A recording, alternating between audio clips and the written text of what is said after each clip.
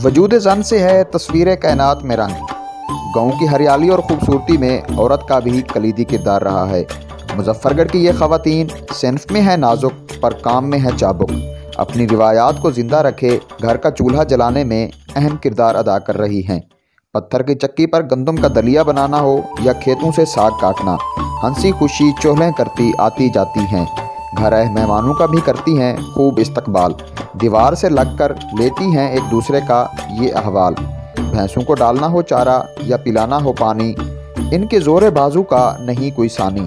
तंदूर पर ना सिर्फ इनकी रोटी पकती बल्कि बैठक भी वहाँ खूब सजती। गोबर से ये उपले भी बनाती हैं और मिट्टी की लिपाई से ये आंगन को भी सजाती हैं। देहात में अगरचा सहूलियात का है फुकदान, मगर इन्होंने अपनी ज़िंदगी को बना रखा है खुद ही आसान। इन्हीं की मेहनत से होते हैं खेत खलियान।